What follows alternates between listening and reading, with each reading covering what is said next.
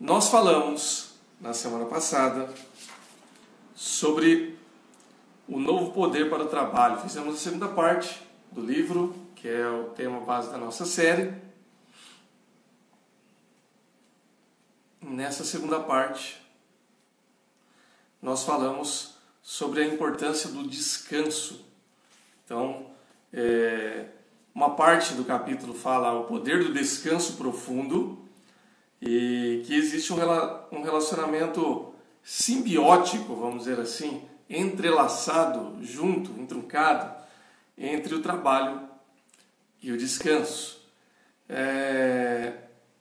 Uma coisa está diretamente relacionada à outra, ou seja, eu só tenho o momento de descanso porque eu trabalho. E eu só consigo trabalhar e estar aí preparado ou disposto para o trabalho porque eu tenho o descanso na medida certa. Quando eu estou fazendo essa afirmação, eu tenho, esse é o ideal, né? É assim que deveria ser, é assim que deve ser. Se nós estamos fazendo diferente disso, então nós estamos fazendo de maneira errada, de maneira equivocada. Por quê? Porque não estamos dando a devida atenção e o devido cuidado ao descanso. Pessoal, não vou me estender muito nesse tema, porque nós já falamos bastante sobre ele, já falamos na aula passada toda, mas eu quero apenas lembrar e reforçar a ideia e o entendimento de que se você não descansa, se você não reserva o dia do descanso, se você não tem horário para as devidas paradas, para a reflexão, para o estudo bíblico, para um tempo de comunhão, de estar com Deus, isso, em primeiro lugar, se a gente for pensar no aspecto físico, você, cedo ou tarde, vai ter problema. Seu corpo vai cansar, ele vai pedir arrego, ele vai pedir socorro, e aí você vai então adoecer. Se a gente não para o nosso corpo por opção, o nosso corpo faz essa opção por nós. Ok? Então, muito cuidado, esteja atento, esteja de olhos abertos. E pensando no aspecto espiritual, nós precisamos lembrar que parar, descansar, remir o tempo, fazer as coisas de acordo com aquilo que é possível, aquilo que está no nosso alcance, também é uma maneira de exercer a nossa espiritualidade e a nossa fé, porque nós estamos assim expressando que confiamos em Deus, que Deus, Ele está no controle de todas as coisas. Então, quando eu paro por um momento, eu estou dizendo o seguinte para mim mesmo e para o meu relacionamento com Deus: olha, não preciso me preocupar não, porque a respeito dessas coisas Deus está dando conta. Ok, gente? Como o Rodrigo está dizendo aqui no Facebook, o nosso corpo é inteligente, é verdade. Irmãos, eu preciso lembrar e entender que por mais que nós sejamos aí afetados e corrompidos pelo pecado, o nosso corpo ele é mortal, ele é finito, ele se consome, mas ele ainda é a máquina perfeita feita por Deus. Então Deus nos fez com essa perfeição, com essa forma de se organizar, Nós temos um sistema todo que ele funciona para esse fim. Ok, gente? Isso dá uma conversa boa, E eu tenho bom material sobre isso, mas não é tema do nosso assunto hoje, então vamos seguir em frente. Então, pessoal, vamos lá. Hoje nós entramos na parte final, que é o epílogo aqui da nossa reflexão, e nós vamos avançar hoje e no próximo domingo, quando a gente finaliza esta série.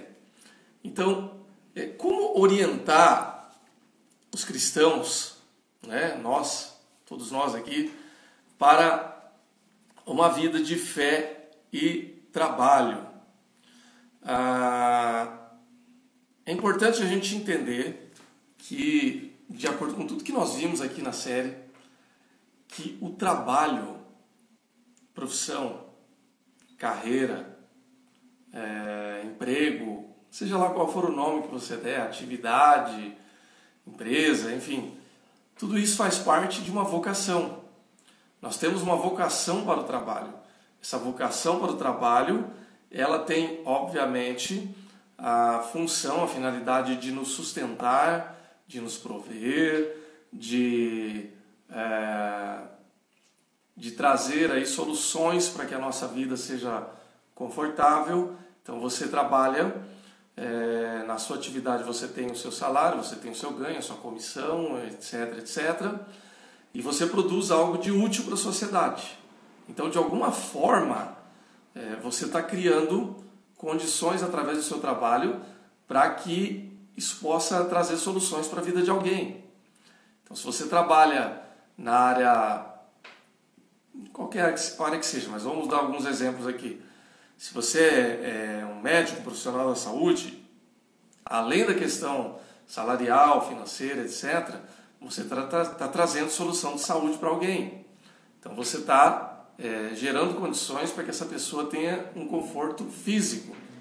Se você é um advogado, você está gerando condições para que as pessoas tenham amparo legal segundo as suas demandas.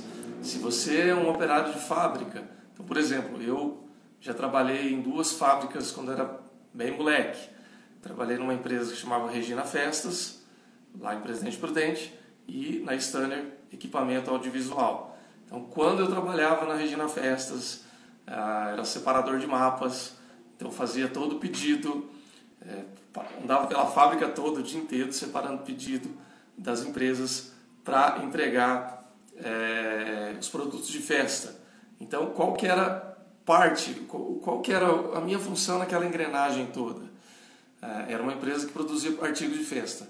Balão de festa, bexiga, pratinho, garfinho, copo, vela, uma infinidade de coisas. É uma empresa grande. Então, aquele produto, aquele artigo, ele proporcionava momentos de alegria, de festa, de celebração, etc. Você vai fazer uma festa, uma celebração, uma festa de aniversário, você precisa desse tipo de produto. Então, é uma parte da engrenagem que vai alegrar o coração das pessoas naquele momento. Então, eu fazia parte daquilo, com o meu trabalho, com a minha atividade profissional. Claro que eu estava lá para ganhar meu salário, né? Em última instância, é para isso que eu estava lá. Mas, entendendo uma visão maior, é assim que funcionava. Quando eu trabalhava na fábrica da Stanner, mesma coisa, só que um outro produto. Então a gente fazia produto, não é audiovisual, é produto de áudio, né? Não é visual. Então, caixa de som, alto-falante, mesa de som e componentes e outros artigos e produtos aí também. Então, por exemplo, você vai fazer culto na igreja, você precisa desse tipo de equipamento. Na nossa igreja nós temos lá uma mesa de som, nós temos os microfones, temos os instrumentos musicais, temos as caixas. Então, quem trabalha nessa área proporciona produtos e artigos também para suprir essa demanda. Então, que bom que a gente tem isso. Ok? Então, cada atividade a gente faz isso. Você é um vendedor, você está vendendo um produto que vai suprir uma demanda específica. Você tem uma loja, um bar, um mercado, uma fábrica, uma clínica. Você está atendendo a uma demanda específica. Eu tenho aqui, eu estou fazendo minha live agora na sala da minha clínica, né? Porque meu escritório lá em cima ainda está bagunçado. Essa semana chegam alguns móveis aqui em casa, pessoal, que eu consigo organizar mais um pouquinho. E algumas lives eu faço aqui, outras lives eu faço lá em cima e dá tudo certo. Mas aqui nesta sala eu atendo pessoas, é um trabalho, e esse trabalho ele gera uma demanda, ou ele supre uma demanda, que no caso é uma demanda emocional, que vai mexer e transformar a vida da pessoa do ponto de vista emocional. Então, o que eu quero dizer é que nós temos aí uma função no nosso trabalho que vai além da questão salarial, financeira. Porque, pessoal, vamos entender aqui, se o teu trabalho, o meu trabalho, se a nossa atividade profissional, ela não atendesse uma demanda e não produzisse soluções, nós não teríamos remuneração. Faz sentido? Bom dia, Edson. Bom dia, Carol. Pessoal, faz sentido isso? Porque, veja, por que alguém iria pagar pelo seu trabalho se o seu trabalho não provocasse ou não solucionasse uma demanda? Não é verdade? Por que o meu trabalho seria remunerado se ele não respondesse a uma necessidade? Então não importa qual seja a sua área profissional e nem o tamanho da sua remuneração. Ele resolve algum problema. Ele atende alguma demanda. Ah, você vai falar de remuneração, ganha mais, ganha menos? Essa é uma outra história. Nós teríamos que entrar numa situação mais específica aí. Né? Por que o seu trabalho ele é mais ou menos remunerado do que o outro? Então, essa é uma outra questão. Aí a gente tem que ver por que socialmente o seu trabalho ele é mais bem pago do que outro.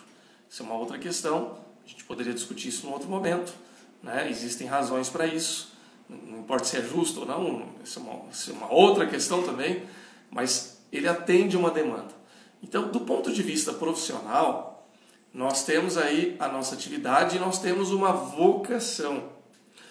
Quando a gente transporta isso para o aspecto espiritual, para o aspecto do chamado divino, então essa vocação, ela atinge uma outra esfera, que ela vai além da demanda ou daquilo que você supre como demanda, ok? Então, a gente supre uma necessidade específica? Supre. Exatamente porque a gente supre é que a gente tem salário, ou que a gente tem comissão, que a gente tem ganho, etc, etc. Ok? Agora, essa demanda, ela faz também com que a gente cumpra um chamado de uma vocação divina, que é produzir cultura, que é produzir também soluções do ponto de vista da proclamação do Evangelho da graça de Deus. Carol está comentando aqui no Facebook. Ou pelo menos faz propaganda de serve para alguma coisa. Não quero falar de política. Pois é, Carol. Até é uma coisa interessante porque a gente tem que saber se vender também, né? De uma certa maneira. É bom que as pessoas achem utilidade no trabalho da gente. Eu me lembro de um gerente geral que eu tinha lá na Stanner, né, muitos anos atrás, e foi um aprendizado interessante que eu tive com ele, porque uma vez a gente estava lá na fábrica e eu trabalhava com maquinário, né, e aí quando acaba a energia, gente, o que a gente vai fazer? O maquinário parou, não tem como produzir, aí deu aquela parada, aí o que acontece quando acaba a luz, né? Acaba a energia, vai todo mundo sai ali daquele setor da fábrica, vai olhar, vai conferir se deu algum problema ali, se é alguma coisa na chave, se é geral. Aí a gente olhou tudo e viu que realmente era uma pane de energia na região ali, e aí deu uma parada. E no primeiro momento, nós então voltamos ali para a nossa seção, né, para o nosso setor, e aí, meu setor era engraçado porque assim, eu tinha 19 anos, tinha mais 2 colegas da mesma idade que eu e um de 20. O nosso encarregado ficava no outro setor lá da fábrica. De vez em quando ele passava ali, a gente sempre dava conta do serviço muito bem, então ele confiava na gente e tal. Mas assim, aquele bando de moleque, né? Olhamos um pro outro assim, o que a gente vai fazer agora? Tem muito o que fazer não, né? Daqui a pouco chegou o gerente geral, passou assim e falou assim, mas o que vocês estão fazendo de braço cruzado aí? Eu falei, não, a gente está conferindo para ver se... Aí ele falou, se não tem energia, vão limpar a máquina, vão desmontar alguma coisa, vão varrer o chão, e se não tiver serviço aí, vocês me avisam que eu vou trazer uma enxada aqui para vocês carpir ali do lado. O que ele estava dizendo é assim, olha, mostra que vocês estão trabalhando. Não tem energia, vai procurar uma outra coisa para fazer. Se não tiver uma outra coisa para fazer aqui, vocês me avisam que eu vou levar vocês para outro setor que tem serviço. Era a preocupação, né? De mostrar que você está sendo útil de alguma maneira, que a força de trabalho é útil. É claro, pessoal, que eu estou aqui exagerando um pouco e estou falando a respeito de como é o sistema de uma fábrica, né? Porque lá eles remuneram a gente por hora. Então, o cálculo que eles faziam era assim, eles tinham 500 funcionários ali trabalhando naquele, não sei se era 500, mas estou chutando aqui, acho que era 400 e poucos na época. Cada hora multiplicado por 400 é um prejuízo grande para a empresa, se eles ficam parados de braço cruzado. A gente já foi lá, serviço tinha bastante mesmo. A gente foi lá e resolveu, e deu uns 40 minutos, voltou a energia. A gente tinha uma estufa grande lá, que a gente perdeu todas as peças que estavam na estufa, porque diminuiu a temperatura. Mas é outra história. Então, pessoal, Deus nos chama para o trabalho, para uma vocação específica, ok? Agora, vem muito a calhar essa aula de hoje, para o texto de hoje, que também é parte do texto que eu vou pregar à noite. Então já estou dando um spoiler aí para vocês, que nós vamos falar sobre Jeremias 29 hoje à noite, que tem a ver com o contexto que nós estamos vivenciando hoje, que é o tema das eleições, né? Nós vamos ter aí eleições municipais, já estamos tendo, né? Eu terminando a aula aqui, daqui a pouco eu saio para votar também, né? Vamos lá, cada um no seu setor aí, cada um com a sua responsabilidade, ok? Então, como que a gente vai integrar fé e trabalho então?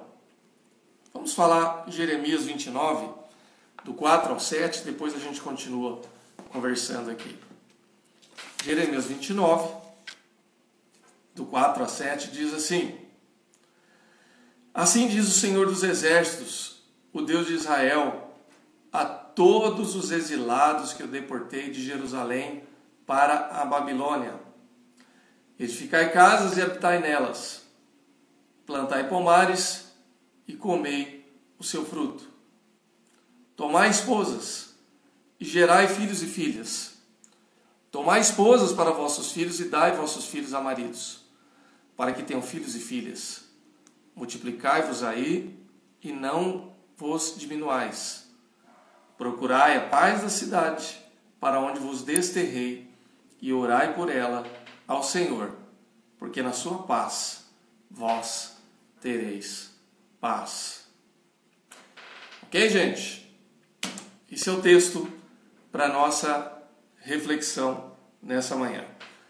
Olha só, não quero falar muito, vou falar um pouco mais disso à noite no culto, mas quando nós estamos num local, num determinado lugar, numa determinada cidade, num determinado trabalho, nós precisamos ter a visão, o entendimento que Deus nos colocou ali de alguma maneira. Ou porque Ele realmente moveu, ou porque Ele permitiu, mas nada acontece fora da vontade de Deus. A gente tem que ter esse entendimento de que Deus, Ele está de alguma forma ali trabalhando com as nossas vidas e nos dando ali condições para que a gente siga adiante. Você pode amar o seu trabalho, amar de paixão, ou você pode apenas tolerar ele. Você falar assim: eu não gosto disso, mas é o que tem para hoje, é o que vai acontecer e eu vou tocar a vida e vou seguir em frente. De uma forma ou de outra, há uma função e há uma possibilidade de você ser servo do reino de Deus naquele lugar. Eu só quero aqui abrir um parênteses, pessoal, para que você entenda o seguinte, que é muito melhor, você vai ter uma vida muito mais fácil, uma vida muito mais alegre, uma vida muito mais colorida, se você aprender a encontrar satisfação no lugar onde você está. É uma vida muito triste, uma vida muito dura, uma vida muito pesada. Você, a todo momento, só enxergar defeito e problema no lugar onde você está. Seja na cidade, seja no lugar, seja no trabalho onde você está.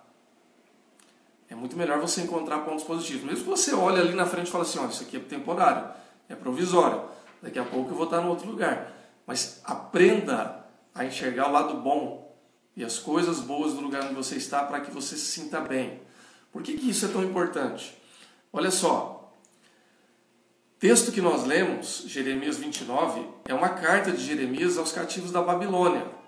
Ou seja, esses cativos da Babilônia, né, os judeus, o povo de Deus que está ali exilado na Babilônia, está sofrendo pra caramba. Por quê? Porque eles não se conformam com essa situação. Depois de muito tempo em que eles tiveram ali a possibilidade de ter o seu reino, agora eles foram levados cativos por um rei estrangeiro, por um povo estrangeiro, por uma terra estrangeira, e eles ficam alimentando o tempo todo aquele desejo de retornar. Ok, um desejo legítimo e um desejo que eles poderiam e deveriam alimentar, por quê? Porque é a perspectiva de que um dia as coisas vão mudar. Tudo bem. O problema é que por conta dessa perspectiva, eles não conseguiam viver o hoje. Então, assim, eles olhavam para aquela terra estrangeira e não conseguiam viver naquela terra estrangeira. E havia profetas não muito bem intencionados que diziam assim, não, vocês se organizem aí, porque daqui a pouco Deus vai trazer um libertador, vai trazer uma situação, vai dar vitória para a gente, e nós vamos voltar para a terra de Israel, para a terra de Judá. E aí Jeremias estava dizendo assim, não, isso não vai acontecer agora, porque nós estamos cativos hoje, justamente porque a gente não obedeceu a Deus. Então isso aqui é a mão de Deus pesando na gente, e vai demorar para a gente voltar. Porque enquanto a gente não for reeducado, enquanto nós não confessarmos os nossos pecados, enquanto nós não aprendermos a viver debaixo da guarda e do cuidado de Deus, a gente não volta. E aí Jeremias dizia assim, então, vocês querem ser felizes? Orem por essa terra, tenham filhos, comprem casas, deem esposas para os seus filhos, criem seus netos e aprendam a viver debaixo da graça e da vontade de Deus nesse lugar. Porque esse é o lugar que Deus preparou para vocês. Então, parem de ficar vivendo lá no passado, porque o passado não volta mais. Deus vai levar a gente de volta? Vai, no futuro. Não sabemos quando. Historicamente, hoje a gente sabe que demorou em torno de 70 anos para que o povo voltasse para a sua terra natal. Mas eles não sabiam. Então, a palavra de Deus para eles era essa. Cultivem, façam o que vocês tenham que fazer aqui, sirvam a cidade, sirvam a Babilônia, prosperem aí, tenham a profissão de vocês aí, comprem a casa de vocês aí, façam amizade, se envolvam com a sociedade, porque Deus quer usar vocês nesse lugar, dessa forma, dessa maneira. Tá claro isso, gente? É assim que o texto nos traz aí a reflexão nessa manhã, nesse sentido. Tudo bem? Podemos caminhar? Bom, então, qual que é o propósito aqui e qual que é o significado geral para toda essa reflexão que nós fizemos a respeito da fé e do trabalho? Que nós devemos buscar levar a fé redentora e restauradora de Deus para outras pessoas. Sim, é a nossa chamada, é a nossa vocação. Nós precisamos pregar o Evangelho, nós precisamos falar do amor de Cristo, nós precisamos ensinar e fazer novos discípulos. Tudo isso é parte da vocação da igreja e do ministério que Deus nos deu. Agora, é também chamado de Deus que nós venhamos a servir a Deus ao lado de pessoas que não têm a mesma crença que a gente, ao lado de pessoas que não têm a mesma fé cristã que eu e você temos, pelo bem da cidade e pelo bem do mundo como um todo. Bom dia, Expedita, tudo bem? Então, veja só, se nós cremos que o Evangelho transforma tudo, transforma todas as coisas, então é importante que nós creiamos que toda a expressão do Evangelho que está na minha vida, que está na sua vida, é capaz, é poderosa e é suficiente para transformar o meu entorno quando eu trabalho e quando eu exerço a minha fé através do meu trabalho, através da minha vida, em outros lugares onde Deus me coloca, onde Deus nos coloca. E o nosso trabalho, portanto, a nossa profissão, a nossa carreira, ela é parte desse processo todo, ok? Então, como é que isso acontece no dia a dia? Pessoal, se o seu trabalho ele promove melhora de vida nas pessoas, para as pessoas, então de alguma maneira isso causa também mudança na vida das pessoas, não é verdade? Então vamos pegar alguns exemplos, se vocês quiserem nos ajudar com exemplos também, podem colocar aí, tá? No Face, no Instagram, fiquem à vontade. Veja, quando, por exemplo, a gente pensa na segurança da nossa região, do nosso bairro, e aí a gente começa a cooperar, independente da sua fé, se o teu vizinho ele é cristão, se ele é de uma outra confissão religiosa, enfim.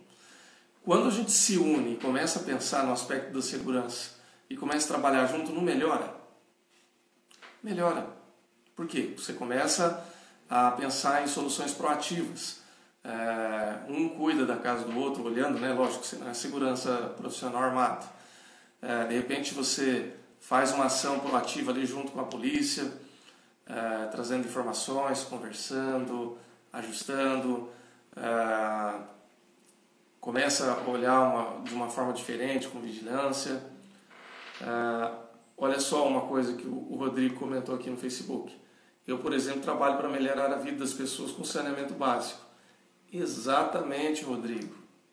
E saneamento básico é qualidade de vida. É qualidade de vida para todos, né? O que seria... Às vezes a gente perde um pouco da dimensão dessas... Aliás, Rodrigo, depois eu vou fazer uma pergunta para você sobre isso, tá? Não agora, mas você vai me ajudar aí com relação a uma questão aqui da minha região, do meu bairro. Tá? Aí você já vai me ajudar, tá vendo como que a gente conversando, a gente se entende. Mas o Rodrigo citou aqui no Facebook uma coisa interessante sobre melhorar a vida das pessoas com saneamento básico. Nós estamos vivendo em 2020 em cidades bem organizadas e bem estruturadas. Então, moro em São Paulo, tem gente que mora em outros lugares, então a minha amiga Ellen aqui mora em Prudente, aliás, morava em Prudente, né, Ellen? Não está mais em Prudente agora. A Kátia, minha amiga, que acabou de entrar aqui, tudo bem, Kátia? Mora no Rio de Janeiro. Eu esqueci o nome da sua cidade, Kátia, só lembro que você mora no estado do Rio. Mas assim, nossa cidade ela tem saneamento básico, então você tem água potável na torneira. A Ellen está em Barretos agora, no estado de São Paulo. Então você abre a torneira, sai água potável. Essa água você pode cozinhar, você pode beber, você pode lavar as mãos, você pode tomar banho. Você vai usar o banheiro, então você vai tomar banho, a água ensaboada, levar para o ralo e vai para o esgoto. Você vai usar o vaso sanitário para fazer suas necessidades e também tudo vai embora e vai para o esgoto. Água que vai embora e vai para a canalização. Ou seja, o saneamento básico permite que a gente tenha vida de qualidade. Você não vai ter doença, você vai ter limpeza, você vai ter asseamento. Então, veio muito a calhar o exemplo do Rodrigo aqui, porque mostra que não importa qual seja a fé individual do Rodrigo, claro que para nós a gente entende que importa, mas as pessoas que trabalham com ele nem todas são cristãs, mas elas, dentro da profissão e da carreira delas, trabalham para o bem comum. Então isso traz benefício para todos. Faz sentido, gente? Então veja que todo o nosso trabalho ele colabora para o bem comum. Então se você trabalha, por exemplo, no saneamento básico, no caso do Rodrigo aqui que ele citou, traz benefícios para o bem comum. Se você trabalha na área de educação, você é um professor, todas as pessoas que são atingidas com o sistema de ensino ao qual você está envolvido colaboram para o bem comum. Então você promove educação, você promove cultura, você promove melhora de vida. Então, gente, a sociedade ela melhora como um todo. A gente estava falando de saneamento básico. A minha mãe hoje ela está com mais de 70 anos, e minha mãe ela nasceu na época do antes de um monte de coisa. Ela é do antes da televisão, ela é do antes da geladeira, ela é do antes da água tratada, ela é do antes do esgoto encanado. Percebem? Então minha mãe, por exemplo, ela é do tempo do poço. Não é que não tinha a água tratada na cidade dela. Minha mãe era de Prudente já. Mas é que a cidade era pequena na época. Nós estamos falando da década de 40, década de 50. Então, muitos bairros, o que tinha, a coisa mais organizada que tinha era uma fossa. E aí, de vez em quando, tinha que ir lá o caminhão de limpar a fossa, para limpar tudo e tal. A água era de poço, né? Não tinha água tratada de torneira e tal. Tinha que tirar água no poço, tinha que ferver a água. Então, assim, era muito mais complicada a vida. E era muito, e por conta disso que muito mais crianças adoeciam, muito mais pessoas morriam. E aí acontecia isso. Então, quanto mais vai desenvolvendo, melhor para todos. Né? Minha mãe era do antes da geladeira. Né? Hoje, gente, nós vivemos, deixa eu só aqui terminar esse recorte para dizer o seguinte. Se você vive a vida confortável que você vive hoje, e eu posso dizer para você que você vive, por mais que você talvez não tenha recursos, pode ser que alguém que está me ouvindo aqui fale, mas eu ganho mal, minha família é pobre, é simples, é humilde, minha cidade é pequena, talvez. Entendo tudo isso, gente. Mas em nível de comparação com a vida há 50 anos atrás, você tem um nível de conforto que pessoas ricas daquela época talvez não tinham. Ok? Porque você tem acesso hoje a hospitais que naquela época não tinham, a saneamento básico que naquela época não tinha, a pessoas de boa condição financeira. Quando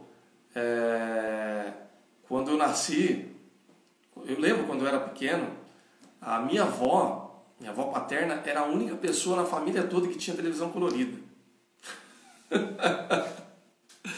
E eu lembro que domingo sim, domingo não, quase todo domingo na verdade, era dia de almoçar na casa da minha avó paterna. Por quê? Porque a minha avó materna a gente morava perto, né? Isso quando eu era bem pequeno.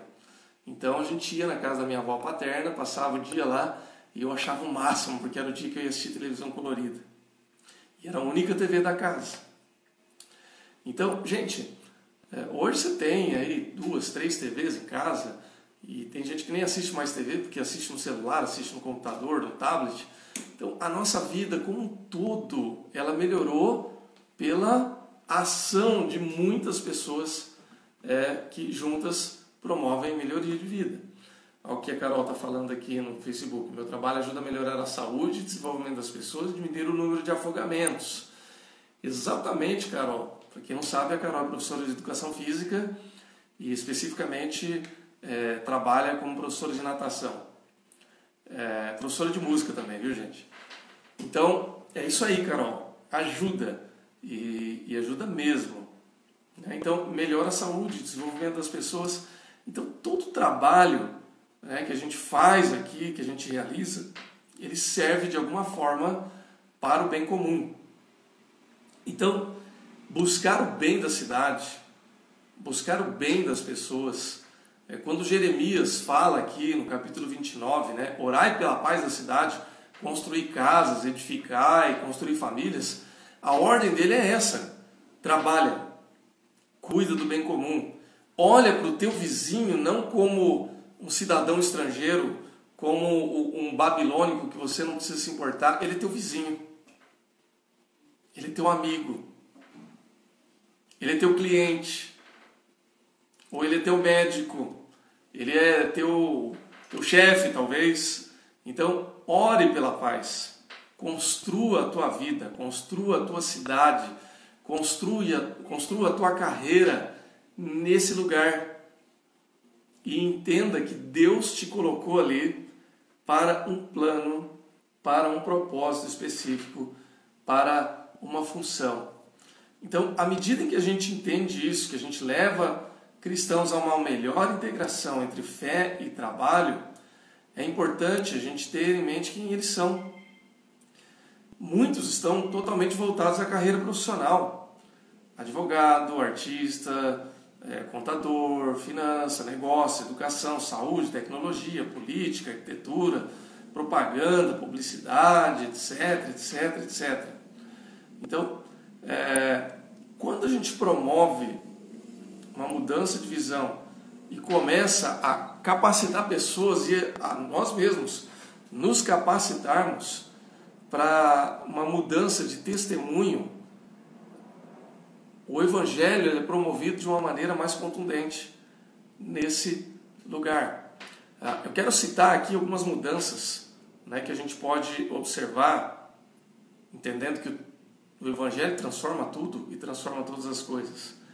Então, por exemplo, quando nós pensamos na salvação, antes da gente ter essa dimensão do trabalho e da fé, como que a gente pensava? A gente pensava na salvação em nível individual, não é isso?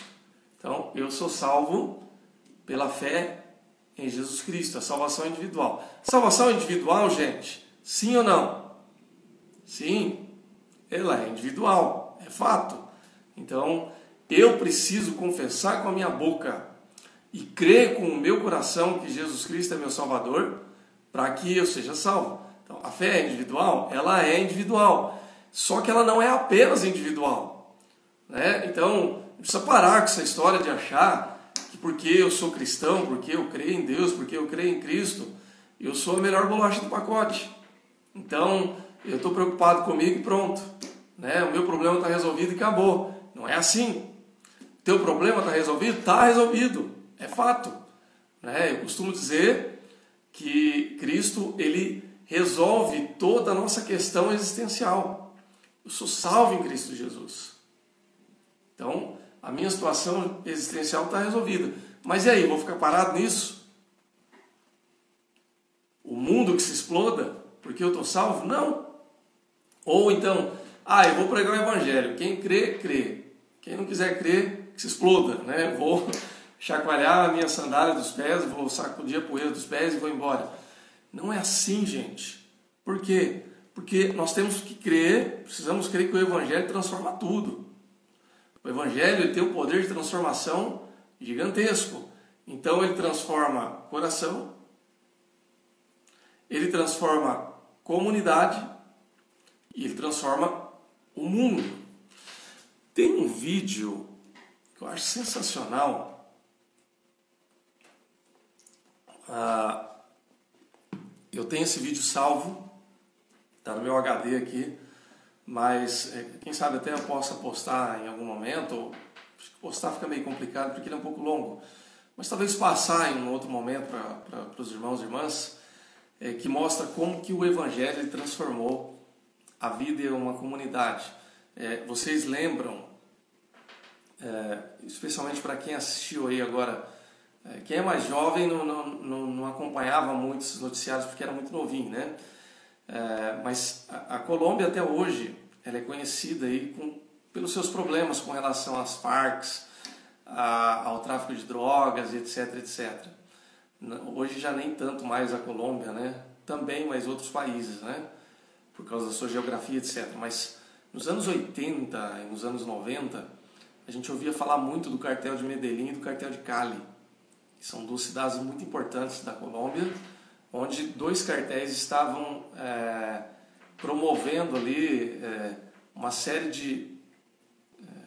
de empreendimentos e de violência, etc, etc. Então, para os mais jovens, aí, quem assistiu Narcos na Netflix, a primeira série, né, que foi lá da Colômbia, você vai entender o que eu estou falando. Como é que começou a intensificar o tráfico de drogas. Então, Medellín, né, foi uma cidade muito atingida, e depois Cali também acabou criando ali o seu contexto, como a gente tem no Brasil hoje, no Rio de Janeiro, em São Paulo e em outras cidades, né, o tráfico de drogas.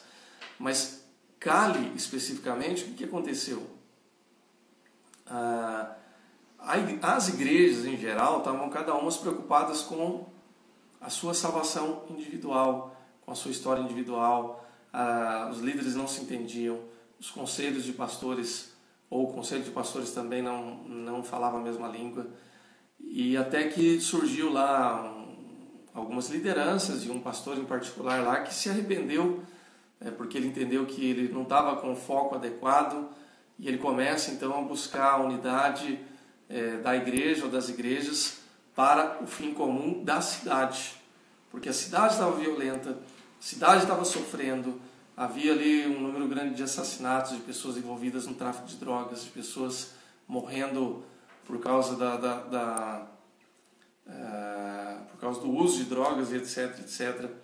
E naquele momento começou a haver uma revolução na cidade. Só que essa revolução custou caro, porque esse pastor em específico ele foi assassinado pelo tráfico. O fato é que isso gerou uma movimentação tão grande na cidade que a cidade ela foi transformada. Você não ouve mais falar do cartel de Cali como a gente ouvia antes, etc. Bom, isso faz tempo, né? Mas tem um vídeo muito interessante que conta essa história. Mas o ponto que eu quero dizer aqui é que se a gente crê no poder do Evangelho, o Evangelho muda tudo. Ele muda uma comunidade, ele muda uma cidade, ele muda um estado, ele muda um país. Mas o Evangelho é verdadeiro, viu, gente? Não é o Evangelho da política, não é o Evangelho do toma lá da cá, porque isso é Evangelho com E minúsculo. Não é Evangelho com E maiúsculo. Tá bom? A Carol está comentando aqui no Facebook. Exatamente porque a salvação é individual, precisamos falar de Jesus e do plano de Deus para todos, até para os de casa. Porque não é porque eu sou salvo que eu vou levar todas as pessoas queridas juntos. Exatamente, Carol. Cada um vai ter a sua experiência individual com Cristo, não é? E aí a gente tem que usar todas as oportunidades que a gente tem. E o testemunho, ele é dado como uma grande oportunidade, não é? E como é que a gente vai dar o bom testemunho? A gente precisa apresentar Cristo através das nossas ações, ok? Então, falando um pouco aqui, eu quero resumir essas mudanças. Então, a gente muda da salvação individual para o Evangelho transforma tudo. A gente muda o foco de ser bom para ser salvo. Por que a gente precisa mudar esse foco? Porque, pessoal, o que é ser bom, afinal de contas?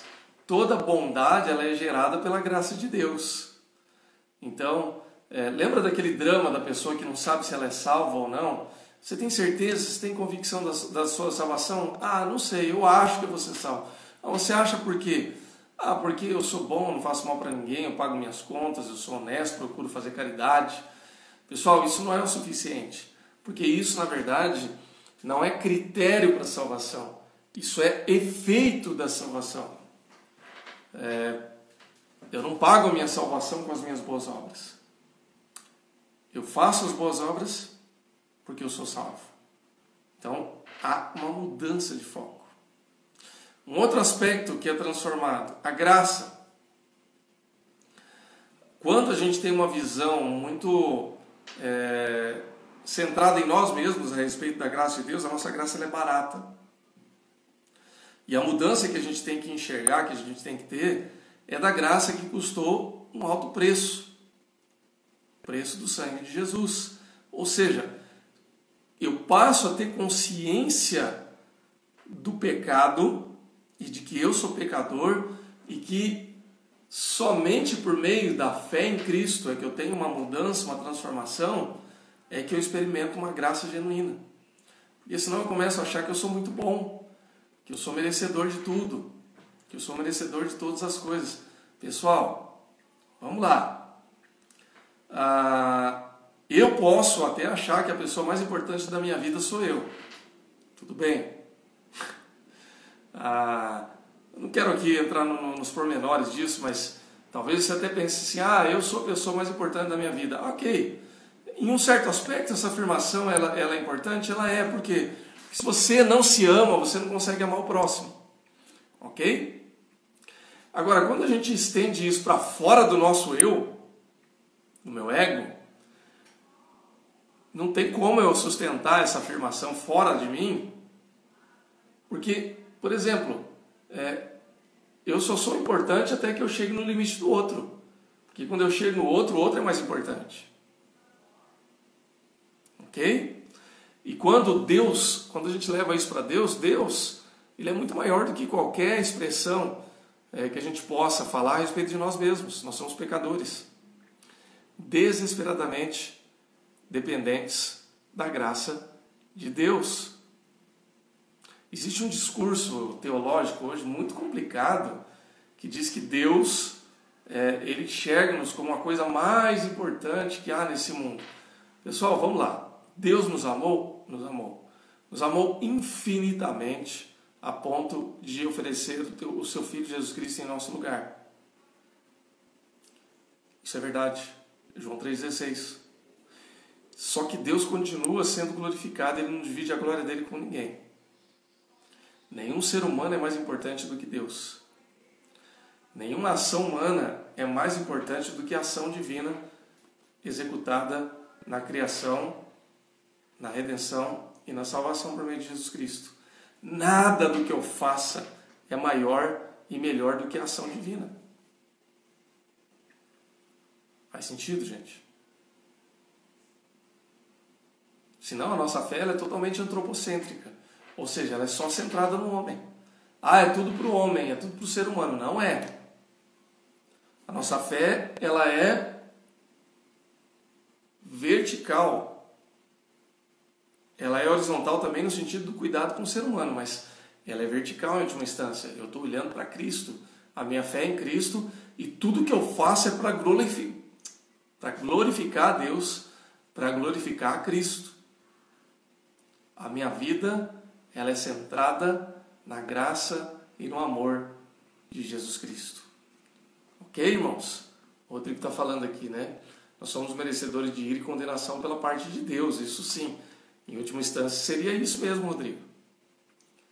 Porque nós somos pecadores. Mas é assim? É assim. É assim, é o pecado. O salário do pecado é a morte. É o que diz a palavra de Deus. Agora, por que nós não somos condenados? Por que nós não estamos recebendo isso como o mérito do pecado? Porque por Cristo nós somos perdoados dos nossos pecados. Mas nós precisamos continuar com a consciência, né, de que esse seria aí o peso que nós deveríamos carregar. É o fardo. Agora, pela graça de Deus, nós temos aí, então, a aproximação a Deus e nós temos o perdão dos nossos pecados e por isso que a gente pode ter a vida que a gente tem. Deus nos amou antes que nós o conhecêssemos. Né? É isso aí. Pela graça de Deus que nós somos aí aproximados junto ao Pai. Ok, gente? Bom, outro aspecto aqui, ponto 4. O que é que muda? O céu é lá em cima, essa é a nossa visão, né? Só a visão vertical da coisa. E a mudança é para Cristo voltará e voltará para o mundo. Ou seja, eu paro de me preocupar apenas com o meu contexto. Por que a gente precisa entender isso, gente? Porque lembra que a gente falou aqui em outros momentos da nossa série que a gente tinha muito aquela visão, né?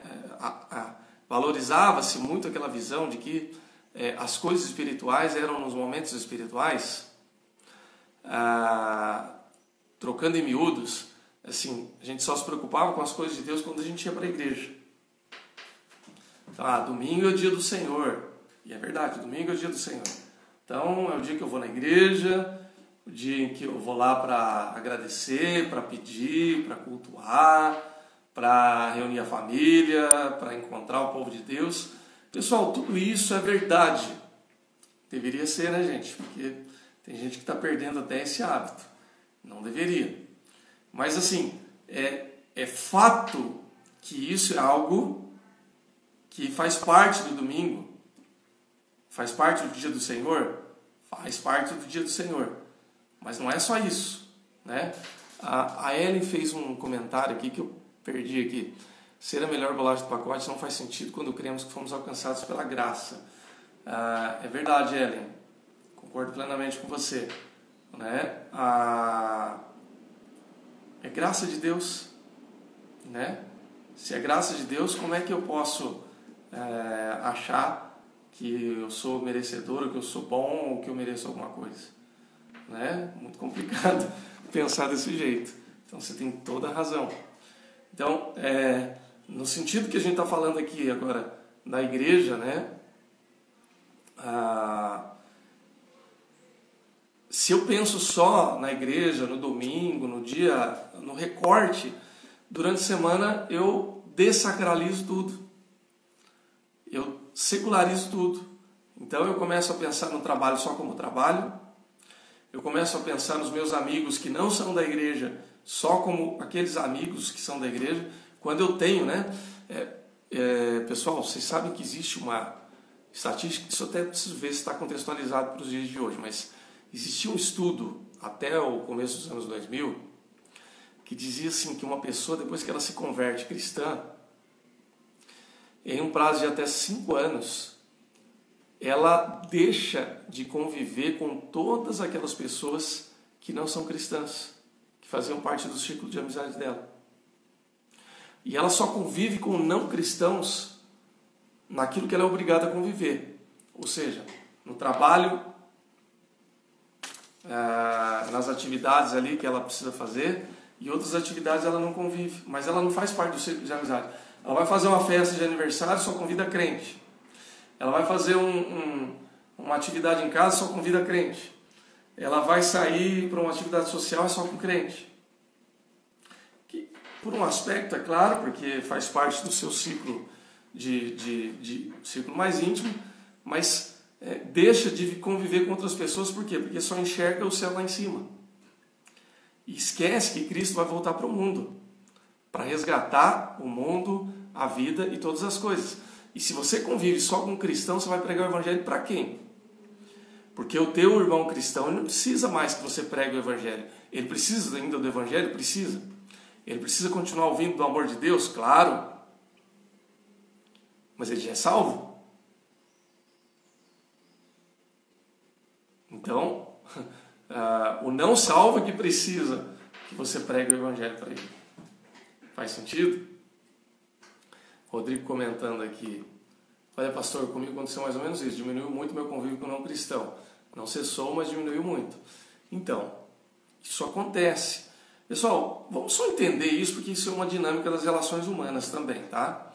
É natural que, à medida em que a gente vá vivendo a nossa vida eclesiástica na igreja e tal, é natural que uma parte do nosso grupo de relações, ele comece a ser preenchido por pessoas que fazem parte da fé cristã. Isso é natural e, num certo ponto, é até saudável, tá? Por quê? Porque, pensando um pouco no aspecto psicológico da coisa, né? O nosso mindset, né? A nossa mentalidade, ela precisa também ser preenchida com pessoas que comunguem da mesma fé, dos mesmos valores, etc, etc. Pessoal, não tem como você mudar a sua mentalidade convivendo com as pessoas que têm a mentalidade antiga. Então é natural e até desejável que a gente mude um pouco de relacionamentos, de convivência, para que a gente aprenda a experimentar a mentalidade daqueles que comungam da fé em Cristo. Então isso não é um problema, isso é até saudável. O problema é, se depois que você mudou a sua mentalidade, você não volte lá naquele grupo que pensa ainda com a mentalidade só daquele que não é salvo, vamos pensar assim, do pecador que ainda não se arrependeu, e você não se preocupe em ir lá para buscar essas pessoas. Percebe?